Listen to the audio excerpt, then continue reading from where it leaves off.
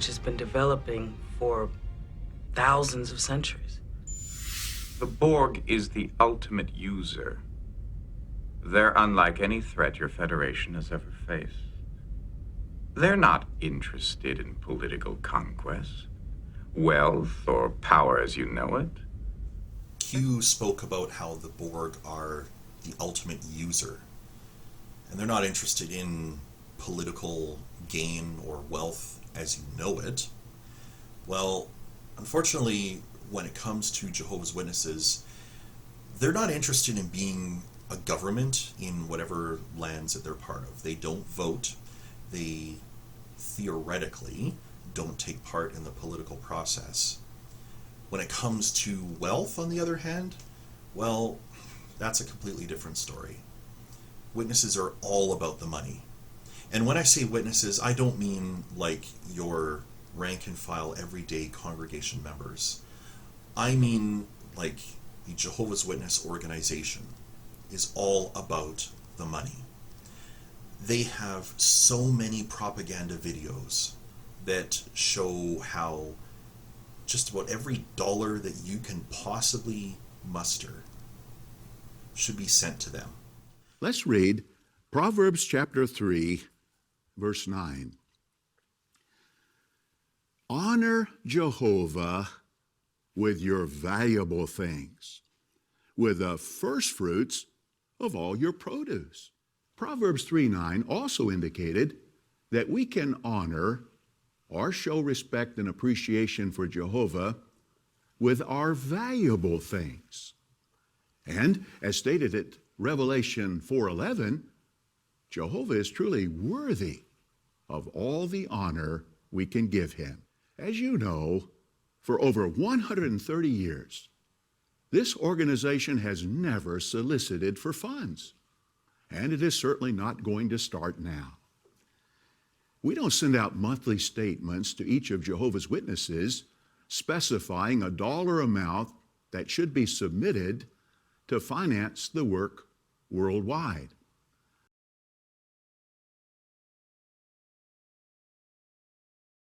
We don't send out monthly statements to each of Jehovah's Witnesses specifying a dollar amount that should be submitted to finance the work worldwide.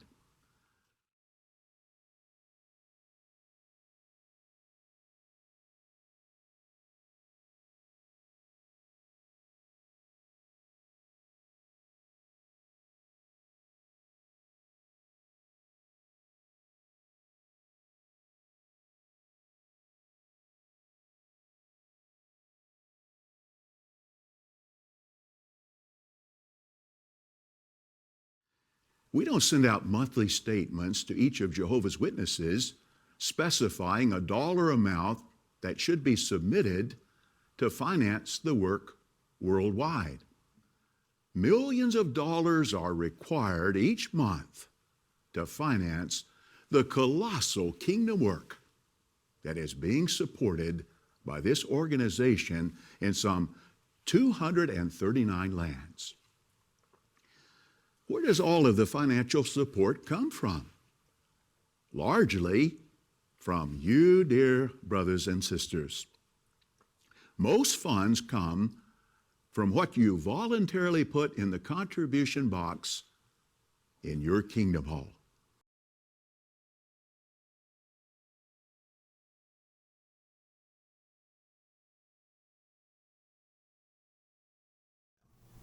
Even little kids that would love to buy an ice cream cone with some money that they found, oh, maybe you should drop that money in the contribution box instead.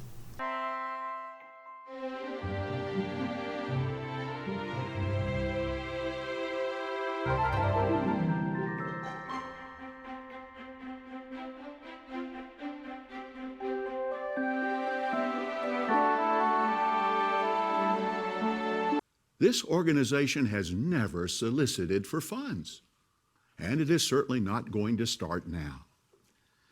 And these are videos that are shown to little kids. Well, hey, Tony Morris, where did all of that money for all of that alcohol come from? I see you're a fan of Scotch. Do you know anything about Irish whiskey? Yeah, not a lot. My wife likes it.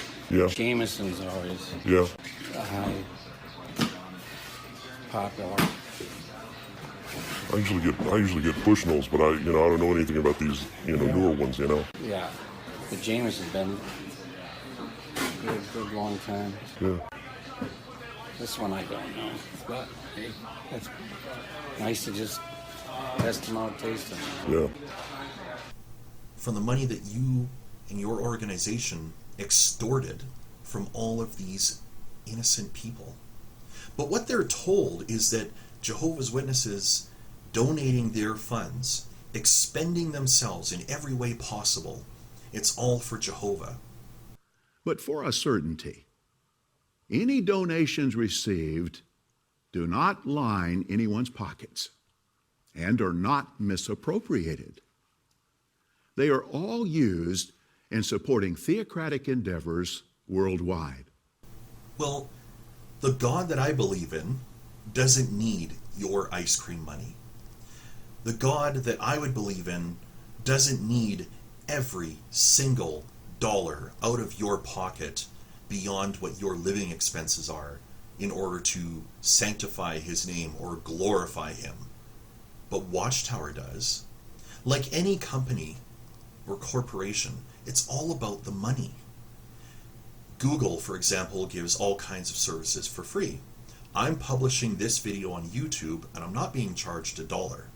So that in itself seems really great and wonderful, right? But YouTube is not a company that is a charity. They're interested in making a lot of money, and they make a lot of their money from advertising or from collecting data. Well, Witnesses are exactly the same way. The organization is all about getting as much as they possibly can out of their members and using it to satisfy whatever desire they want. The ultimate user. The ultimate user! Mission Log Podcast, that one was for you. But this is why they keep knocking on doors. You see, you could tell a witness that comes to your door, I'm not interested, and they'll say, okay, bye. And that's fine. But they're going to come back. Unless you explicitly tell them, don't call here ever again, and put me on your do not call list, they will come back.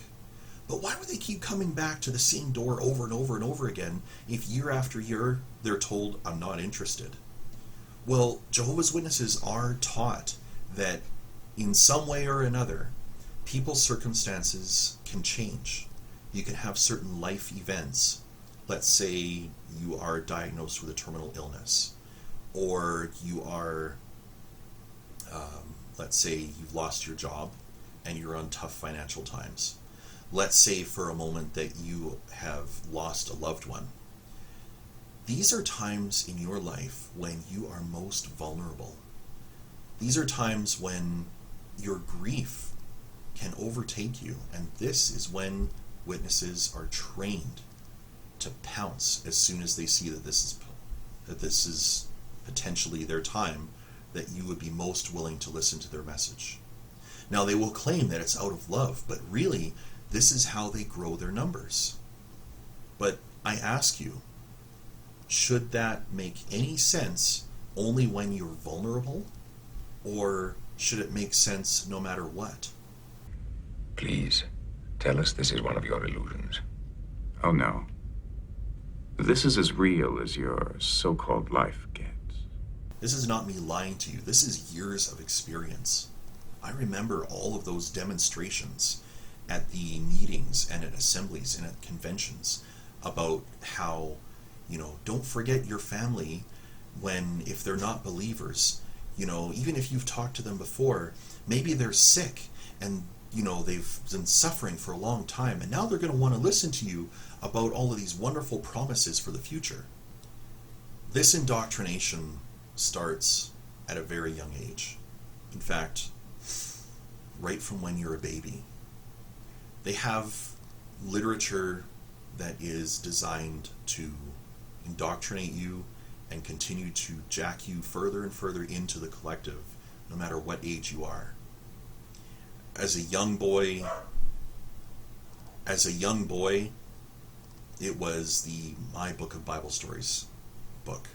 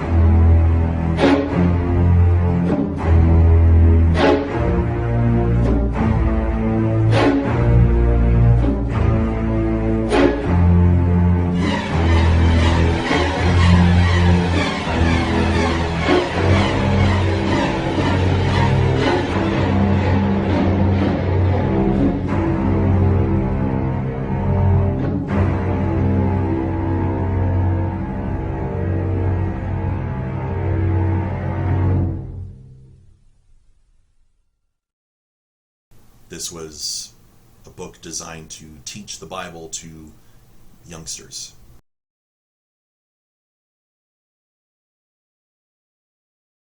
Then it was the Young People Ask Answers That Work books when I was older. And then as time goes on, you get into books like What Does the Bible Really Teach? Or other books that are about keeping yourselves in God's love, etc., etc., etc. It never ends. It doesn't stop. In fact, even animated videos on their website targeted at kids. It's frightening to think. Now, granted, at a young age, you do want to start teaching your kids certain things. I mean, you want to teach them how to walk, how to read. You also want to teach them manners, like saying please and thank you and so on. So that's a good thing. And witness parents, they do that with their kids too. So I'm not saying that everything that a witness child learns is wrong. I learned public speaking from a very young age. The first talk that I ever gave in the Kingdom Hall, I believe I was 5 or 6. Maybe I need a little bit more practice.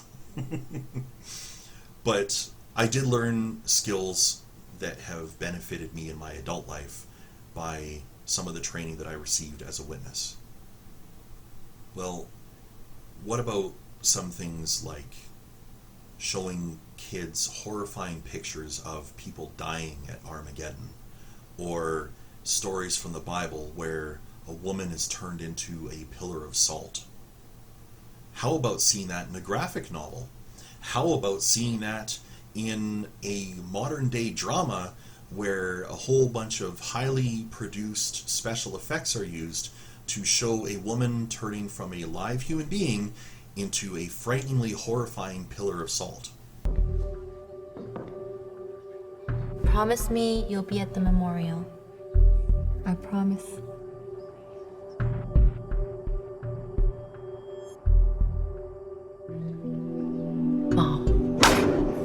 Mom, don't look back.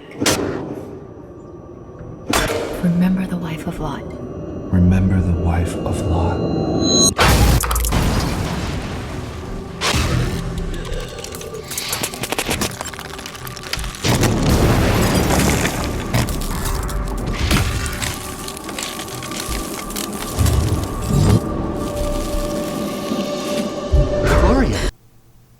It's all about instilling fear.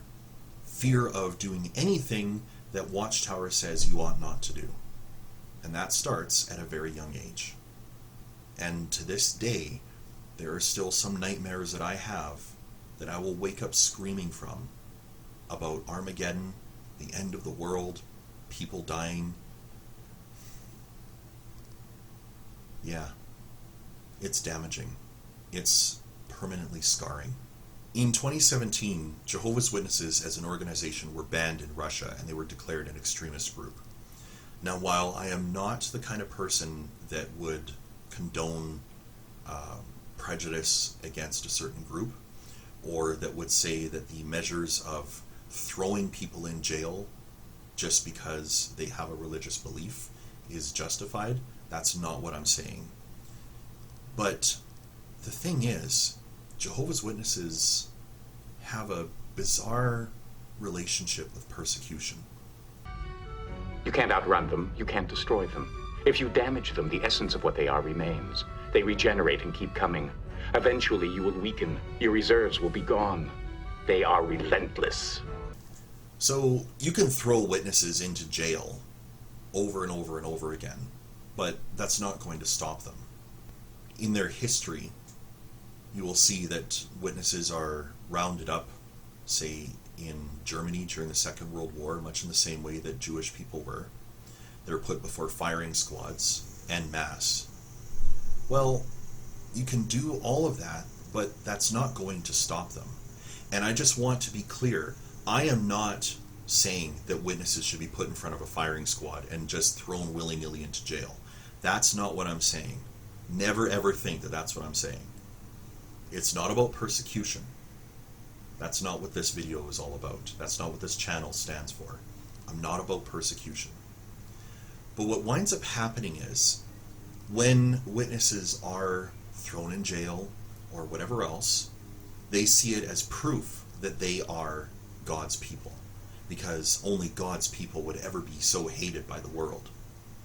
Well, apparently right now, Muslims, by that standard, should be considered God's people, because so many different countries in the world are actively persecuting, murdering, and outright showing extreme prejudice toward Muslim people.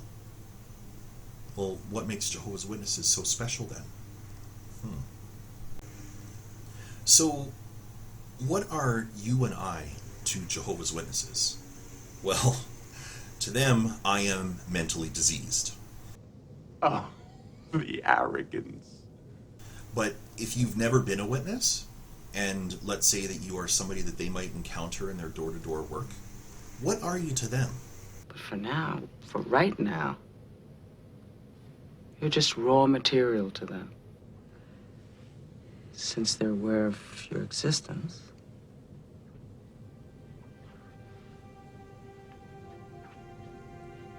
They will be coming.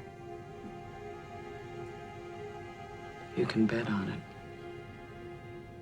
Jehovah's Witnesses are operating in 240 different countries around the world.